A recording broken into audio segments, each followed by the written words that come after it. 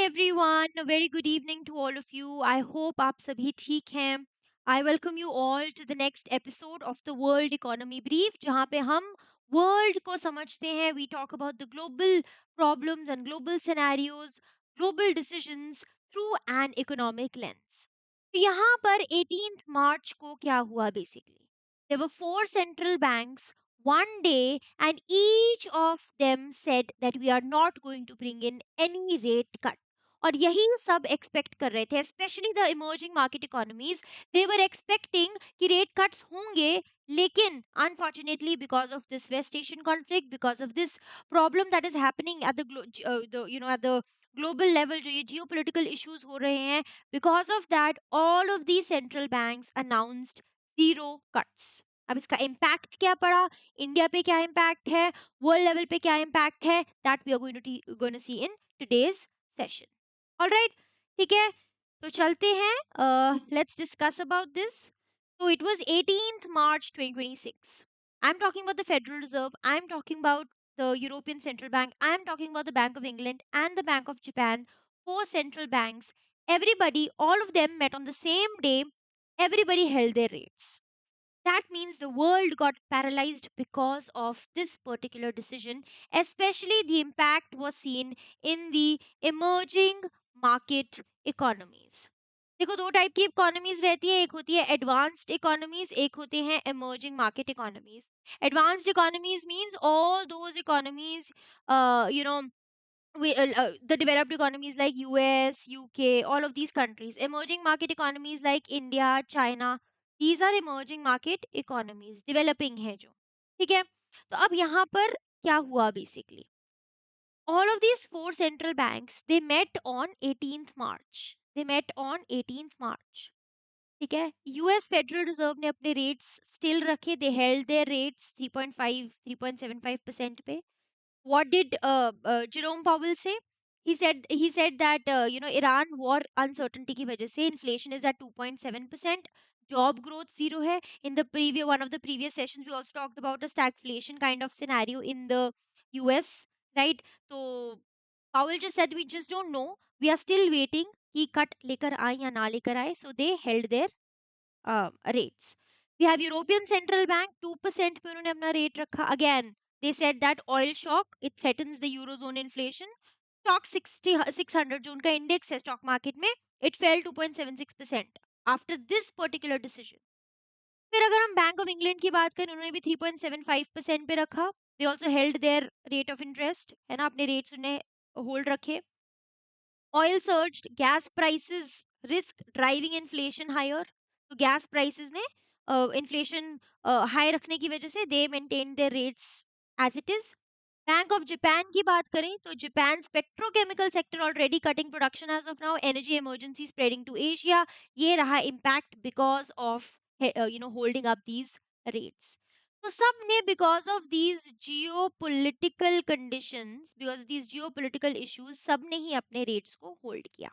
ठीक है, Jerome Powell's impossible choice, let's talk about that. अब जेरोम पॉवेल के पास ना दो चॉइसेस थी, either to cut the rates या फिर टू होल्ड द रेट्स. ठीक है, तो ये दो चॉइसेस थी जेरोम पावेल के पास. क्या कर सकते थे? अगर तो फेड कट करता rate, so what could have happened?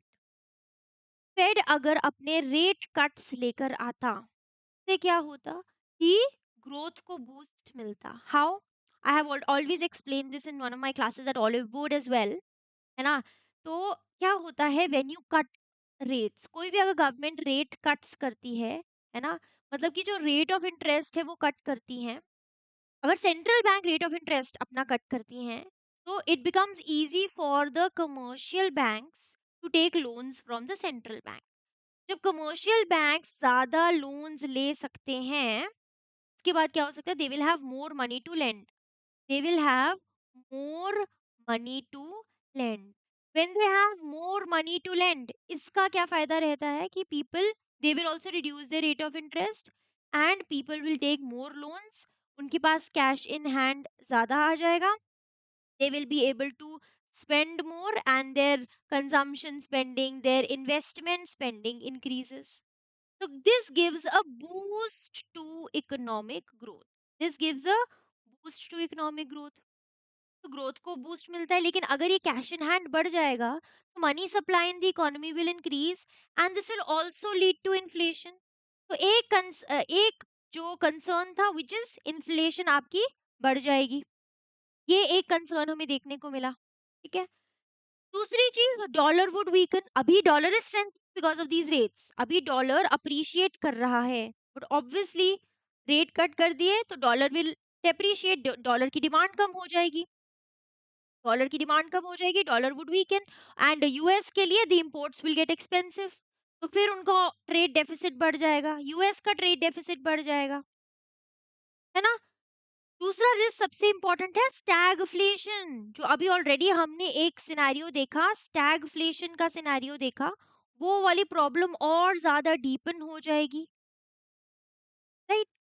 और मार्केट ने क्या वर्डिक्ट लिया, that cuts not coming before June, तो अब मार्केट ने क्या बोला, जून से पहले हम कट नहीं लेकर आएंगे। तो एक तो पहला चॉइस ये था जेरोम पावेल के पास कि it will cut the rates.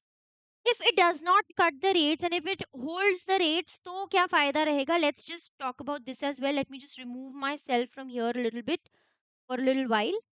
ठीक है, तो इसमें क्या रहेगा, एक तो इन्फ्लेशन कंट्रोल रहेगी फर्स्ट ऑफ ऑल, तो this was a positive thing, एक ये पॉजिटिव चीज रहेगी, inflation stays in check first of all, तो क्रेडिबिलिटी हमारी इंटैक्ट रहेगी यूएस की। But growth slows further towards zero, ये ग्रोथ और ज्यादा कम हो जाएगी ऑब्वियसली, क्योंकि ग्रोथ को तो बूस्ट मिलेगा ही नहीं because of these rate cuts, है ना। तो एक ये चीज हो जाएगी, growth slows further. Job creation तो ऑलरेडी जीरो है, जॉबलेस मतलब जॉब्स बहुत ज्यादा कम हो रही हैं, बहुत जॉब लॉसेस है, तो जॉब क्रिएशन ही नहीं होगी, recession is going to become inevitable. And current choice क्या है फेड की, that we are holding it and waiting as of now. अभी यूएस ना एक बहुत प्रॉब्लमेटिक सिचुएशन में है, US is in a really problematic situation as of now.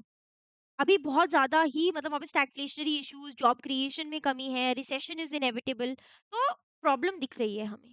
ठीक है, what are Fed's own projections, अब फेड ने क्या बोला बेसिकली कि ग्रोथ, जीडीपी ग्रोथ 2026 में कितनी है, 0.9%, इन्फ्लेशन 2.7%, तो ग्रोथ इतनी कम, इन्फ्लेशन ज्यादा, unemployment is speaking at 4.4%, unemployment high, and rate cuts वो एक लेकर आने वाले थे but now it has been shifted, and पहले जून में करने वाले थे rate cuts but now they have shifted it to December, June से अब कर दिया दिसंबर 2026। तो एक ही कट की बात करें वो भी शिफ्ट कर दिया अब दिसंबर में, तो आप खुद देखिए, growth is less, inflation is high, unemployment is high, classic case of stagnant growth and inflation, which is your stagflation scenario। तो फेड ने ये खुद बोला। अच्छा, जब सारे ये सेंट्रल बैंक्स ने ये डिसीजन लिया that they are going to hold their rates, सबने जब ये डिसीजन लिया, ठीक है, तो कैसे किया मार्केट ने रिएक्ट, S&P 500 फेल बाय 0.6%, ठीक है, Russell 2000 fell by -1.1%. Stocks 600 Europe का fell by 2.76%. लंदन का stock exchange FTSE fell by 2%. 2 year treasury जो यील्ड्स हैं वो बढ़े 0.06%। यूजुअली क्या होता है, ये ट्रेजरी सेफ हेवन्स रहते हैं, है ना, तो इनकी यील्ड्स, बॉन्ड यील्ड्स जो है ये बढ़ी। एंड यूएस डॉलर में हमने मिक्स सिनेरियो देखा, डॉलर स्ट्रेंथन्ड, हमने एप्रिसिएशन देखा of the dollar as compare to emerging market currencies, यानी कि इमर्जिंग मार्केट्स लाइक इंडिया से सारा का सारा पैसा कहाँ चला गया, डॉलर्स में, कहाँ कहाँ चला गया, यूएस में चला गया। दैट इज व्हाई यूएस जो डॉलर है इट अप्रिशिएटेड। इतना मिक्स्ड सिनेरियो है यूएस में, स्टैगफ्लेशनरी इश्यूज है, ठीक है, अनएम्प्लॉयमेंट इतनी है, इन्फ्लेशन इतनी है, ग्रोथ इतनी वीक है, इतनी प्रॉब्लम चल रही है, अप्रिशिएट हो रहा है लेकिन डॉलर, तो बहुत मिक्स्ड सिग्नल है। मार्केट्स ने बहुत बुरा रिएक्ट किया, if you talk about Indian stock market also भी इट फेल इमेंसली, है ना। Now what it means for India, जो ये सेंट्रल बैंक्स ने डिसीजन लिया, how does it impact India. देखो, आरबीआई अपने रेट्स भी फ्रीली कट नहीं कर सकता। अब हमने क्या सोचा था कि भाई all of the central banks they will reduce there rate of interest, ये अपने रेट कट्स लेकर आएंगे तो सारा का सारा पैसा will come to emerging markets like India and capital inflows बढ़ जाएंगे in country like India and हमारी situation will improve in this scenario, है ना? ठीक है, and rupees also depreciating right now. Fed ने Fed had held these rates जिस वजह से rupee depreciating further 95 rupees per dollar mark पहुंच गया था। I hope you guys are following that recently. IT sector is under pressure क्योंकि US जो companies है उनके पास they are facing higher rates plus low growth, तो बजट कट्स हो रहे हैं, तो आईटी सेक्टर बहुत ज्यादा प्रॉब्लमेटिक है। इंडिया बहुत ज्यादा अपने आईटी सर्विसेज प्रोवाइड करता है यूएस में। फॉरेन इन्वेस्टमेंट स्टेज वीक, है ना? High US rates mean global capital stage in America, तो सारा जो ये ग्लोबल कैपिटल है अमेरिका में ही रहेगा। यानी कि हमने सोचा था कि अमेरिका से भैया अब इंडिया में आ जाएगा कैपिटल, कैपिटल इनफ्लोज बढ़ जाएंगे, हमारा सिनेरियो अच्छा हो जाएगा, बट ये ऐसा नहीं हुआ।